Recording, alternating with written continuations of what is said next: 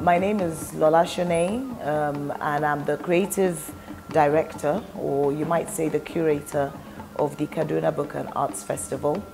I work for the Bookbuzz Foundation, and one of the things that we do, we've been organizing the Ake Arts and Book Festival, and we've just, now concluded the Kaduna Book and Arts Festival, the very first edition. It all started about 2 years ago. We actually invited the governor to Ake Arts and Book Festival because we wanted him to have a sit down with Howard French, a very well-known journalist for the New York Times, who I think also works at a university in New York. And he had written this book. This is Howard French I'm talking about, a book called China's Second Continent, referring to Africa. And of course, Governor El-Rufai had at that time just published, or recently published, The Accidental Public Servant. One of the things that we were trying to do at Ake Festival was to always have a sitting governor at the event. So we'd had Kayode Fayemi of Ekiti State, we'd had Rotimi Amechi of River State, and then we wanted somebody from the north. And who better to invite than Governor El-Rufai, and we had a great panel discussion. It wasn't until last November, in earnest, when I now came back to him to say, okay, we're ready now. We did this, and this was November. And the reason is we actually came to Kaduna for a totally different project.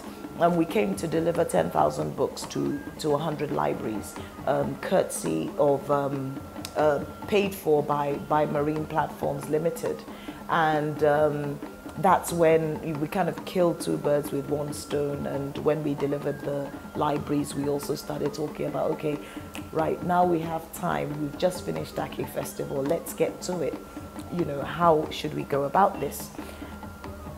So in the end, it's a public-private partnership with 3 partners. So it's the Bookbuzz Foundation, it's the Gusau Institute, and the Kaduna State Government, contributing, of course, different aspects of what one would need to organize a festival of this magnitude.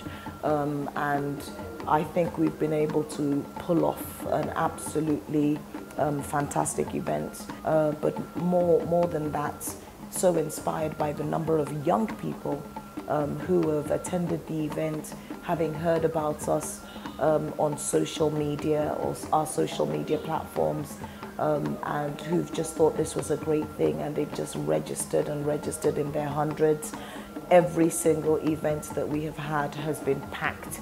Of course, we knew we were going to have like an overflow spillover, so we created that room, but from the first day that room was full to the brim as well. So it was a question of, oh my goodness, you know, how do we manage this to make sure that people still have the opportunity to enjoy being there, to physically appreciate and listen to the speakers. I think for Northern Nigerians, this has really helped them to foster a sense of, to almost re-foster a sense of identity, because that happens when you have, you know, something to be proud of. Many of the poets and speakers who have come here have talked about how amazed they are. You know, it's just been such an environment where there's been so much togetherness, and it really hasn't been an issue what part of the country or what part of the world that,